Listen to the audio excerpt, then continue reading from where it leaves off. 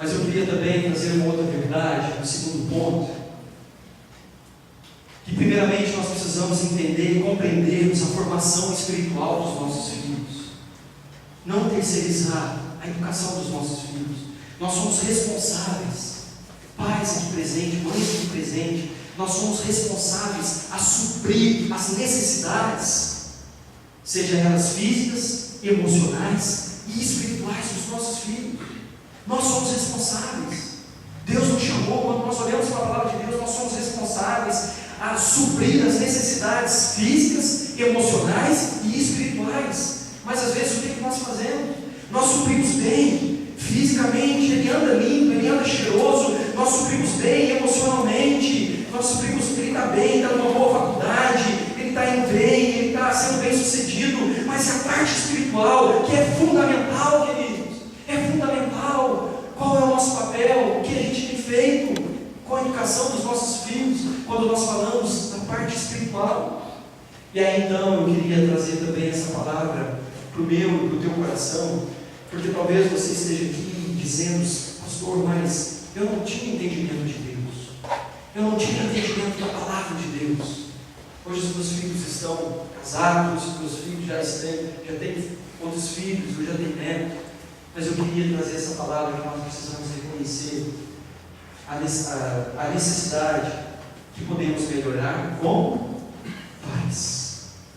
Nós podemos melhorar como pais, e isso nunca é tarde. Isso nunca é tarde. Talvez você esteja aqui, talvez o seu pai falhou com você, talvez você esteja aqui nessa noite, você já criou todos os seus filhos, e de repente você olha e diz: realmente poderia ser tudo diferente. Mas eu queria te dizer que assim como você tem se rendido ao Senhor, e assim como você tem experimentado o cuidado de Deus na sua vida, mesmo conhecendo Deus na fase adulta, nunca é tarde para que você continue sendo um melhor pai e uma melhor mãe na sua casa, mesmo com os seus filhos casados, talvez já com netos. Nunca é tarde. Talvez você olhe para a sua vida nessa noite, você refletindo na sua história, na sua caminhada. Talvez você olhe para o seu pai físico, e você diga: puxa vida, como meu pai falhou. Eu queria te dizer para que você pudesse tirar esse peso do seu coração, porque o seu pai carnal, ele falhou com você, mas Deus, ele não falha conosco. Deus, ele não falha conosco. O nosso pai carnal, ele falha sim. O meu pai veio se converter com 55 anos. O meu pai nunca me deu um abraço e um beijo. Nunca. Somente depois de converter. Nunca. Mas eu não culpo ele. Eu não culpo a mim. Todas as coisas cooperam para o bem daqueles que amam a Deus. É propósito na sua vida. Não carregue isso no seu coração. Lhe dê perdão ao seu pai aqui nessa noite. E não se culpe dizendo: puxa, eu criei os meus filhos errados porque o meu pai me criou assim. Não culpe o seu pai, porque, queridos, ainda que os nossos pais falharam sim, e vão continuar falhando, e nós também vamos continuar falhando, mas eu queria te convidar, a partir de agora, você apresentar tanto a você como aos seus filhos que o nosso Deus, ele é Pai e Ele não falha. Se você está aqui nessa noite, o fato de você estar aqui nessa noite é porque o Pai Celeste tem cuidado de você. Se você está aqui nessa noite, é porque o Pai Celeste, não o Pai carnal, mas o Pai Celeste, ele tem cuidado de você, e ele vai continuar cuidando. Eu creio que cabe a nós tirarmos esse peso do nosso coração e dizer: Senhor, é verdade, libera perdão aos seus pais. É verdade, Senhor, eu fui criado de forma errada. Talvez quanta violência, quantas palavras que talvez você carregou durante anos e anos no seu coração, traumas intensos. Mas eu queria te dizer que o fato de você estar aqui nessa noite é porque Deus tem falado a você que Ele não falha. Ele não falha. Nós falhamos como pais carnais, mas o nosso Deus, ele não falha, porque aquele que começou uma boa obra, ele é fiel para completá-la.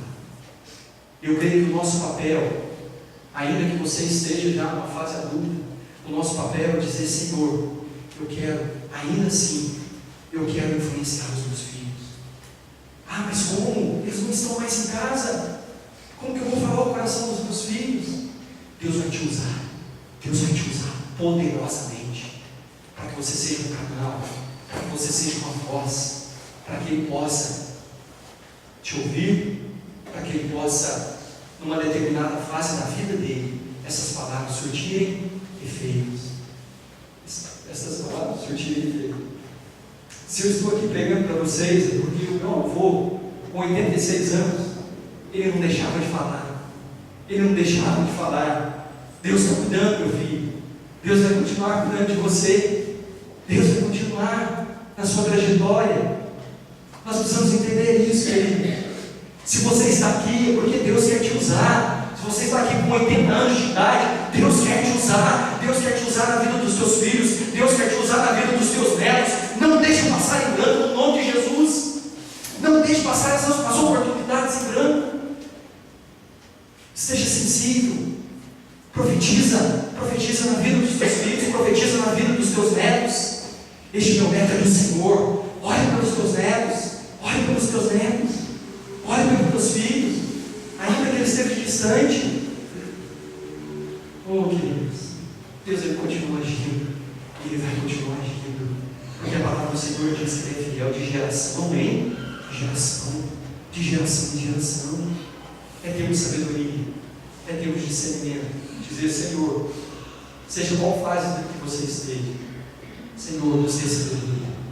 Senhor, me dê força, eu preciso educar essa criança nos teus caminhos. Senhor, me dê força, e Deus vai te dar, porque nós somos filhos amados, e Deus tem prazer em se revelar no nosso coração, e Ele tem prazer em fazer com que a nossa casa seja abençoada. Eu e minha casa serviremos ao Senhor. E Josué disse isso. O importante não é aquilo que fizeram com você. O importante é o que você vai fazer com o que fizeram com você. O que você vai fazer com o que fizeram com você. Às vezes, quando eu estou educando a Mirelinha, eu já percebi isso. E às vezes eu faço, e eu me lembro do meu pai fazendo isso comigo. E aí, de repente, uma luzinha acende. Eu entendi que aquilo era errado. Eu dizia: Senhor, eu estou fazendo como meu pai. Senhor, me dê sabedoria para que eu possa fazer diferente. Para que eu possa fazer diferente. As crianças estão sedentas em ter um tempo com seus pais. Não importa o que fizeram com você. O que importa é o que você vai fazer com o que fizeram com você. Nunca é tarde para corrigirmos a rota. Sempre há oportunidade para um novo recomeço. Nunca é tarde para corrigir a rota. Sempre há um novo recomeço. Não culpe seus pais. Não se culpe. Talvez seu pai não teve a instrução como você tem tido. Mas saiba que todas as coisas cooperam para o bem daqueles que amam a Deus. José, quando nós olhamos para a vida de José do Egito, ele que era lá o menor, o caçula, a palavra do Senhor diz que os seus irmãos pegam ele, jogam na cisterna, vendem para os egípcios. E aí a gente vai ver então a trajetória da vida de José. Os anos se passaram, muitas coisas se passaram na vida de José, na vida dos seus irmãos, na vida de seu pai. Mas aí lá no final de Gênesis, a palavra do Senhor diz que Deus inverteu o mal em bem. E é isso que Deus quer fazer conosco. Eu não sei qual foi a educação, não sei qual é a história da sua vida, mas Deus vai transformar isso tudo que você vivenciou, para que Deus seja glorificado nessa situação.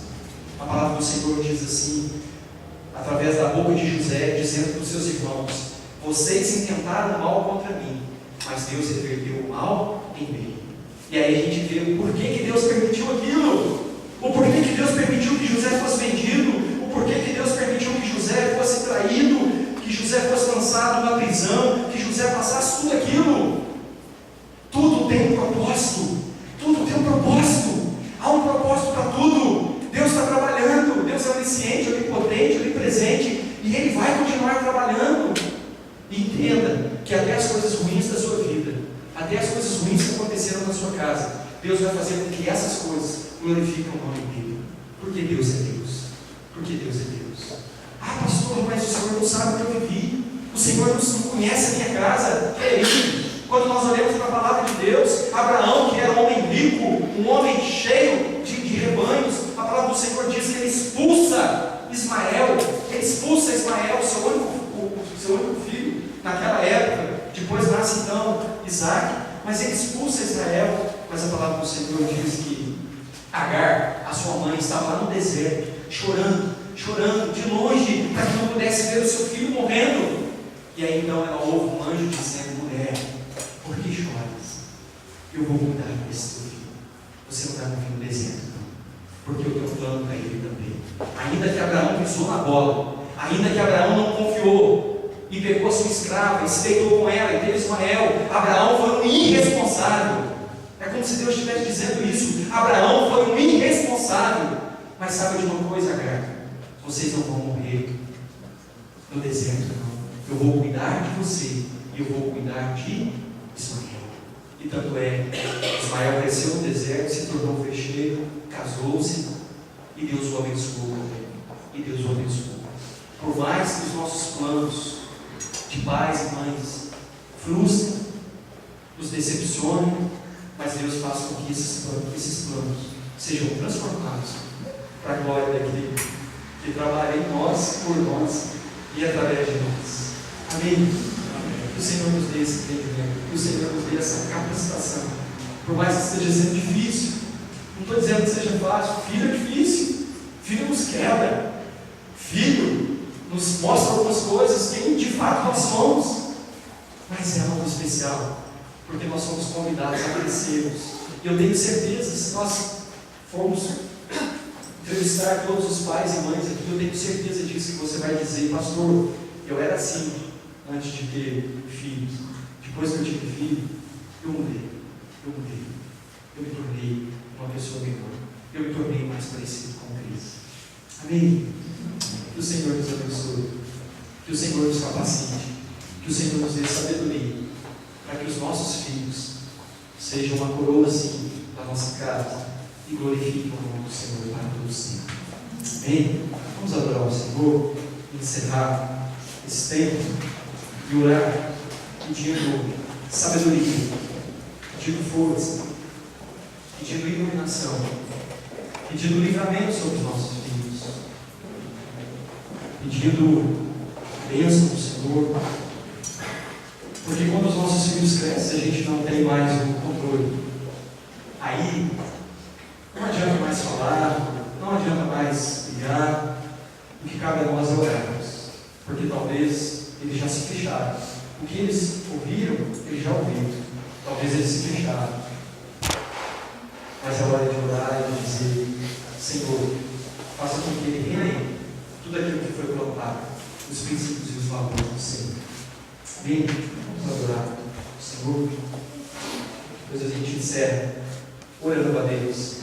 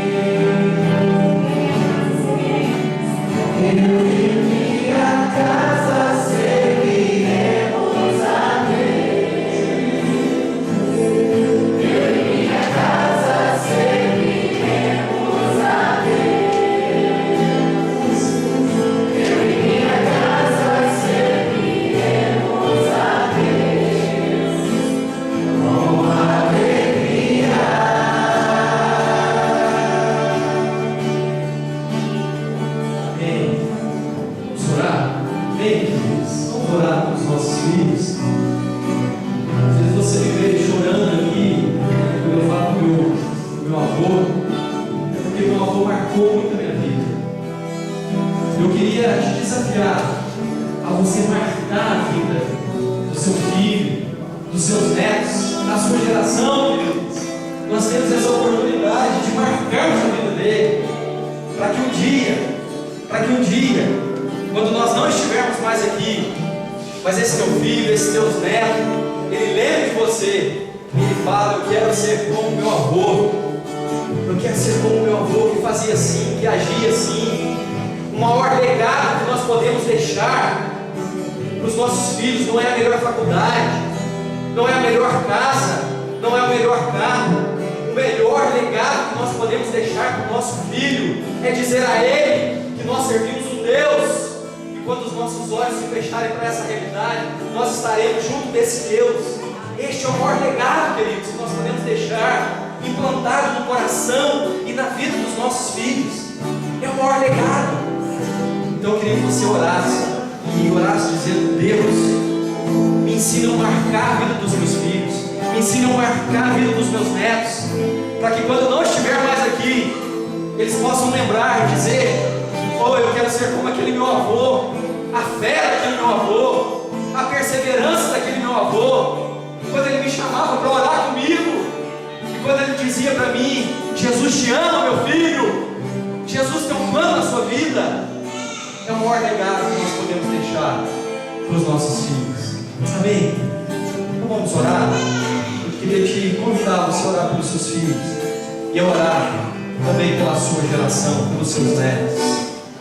Vamos orar também pela Amanda. Amém, Rodrigo, pela Karina. Então a gente vai orar.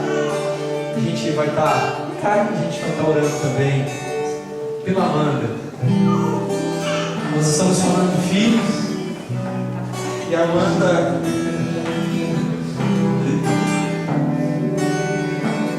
é o propósito de Deus, né, queridos?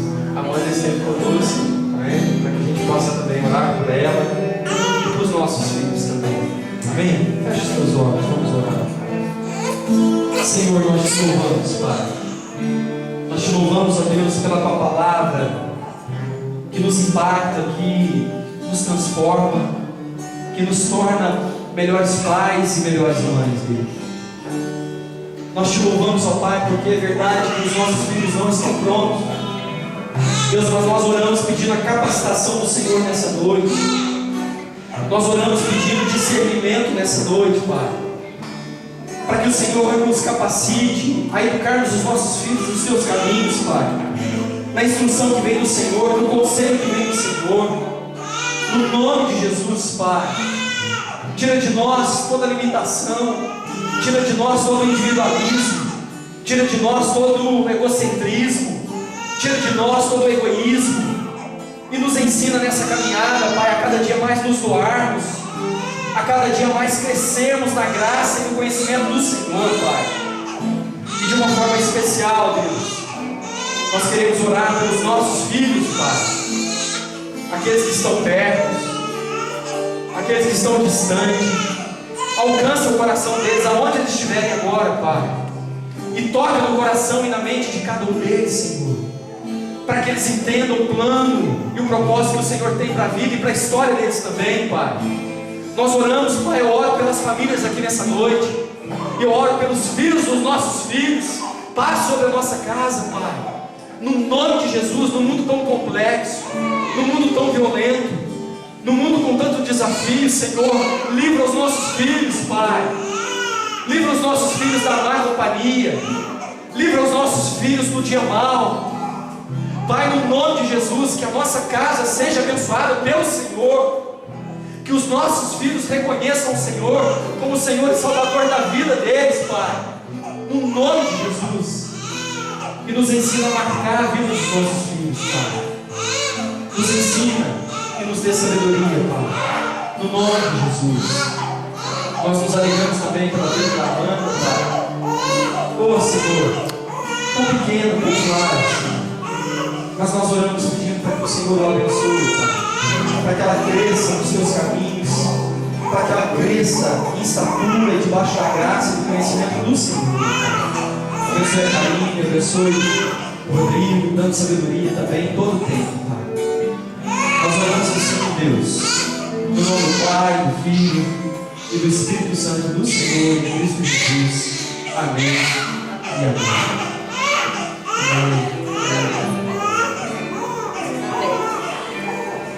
Ela estava louvando a Deus. O choro é a adoração ao Senhor. Amém, queridos? Que Deus nos abençoe, que Deus nos dê uma semana fortalecida nele, uma semana que nós possamos ter esse privilégio de cuidar dos nossos filhos, do Senhor.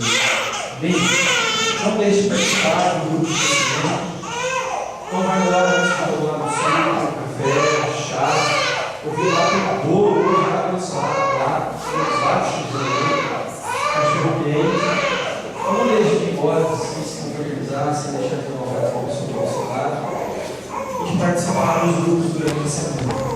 Bem, queridos, que a graça do nosso Senhor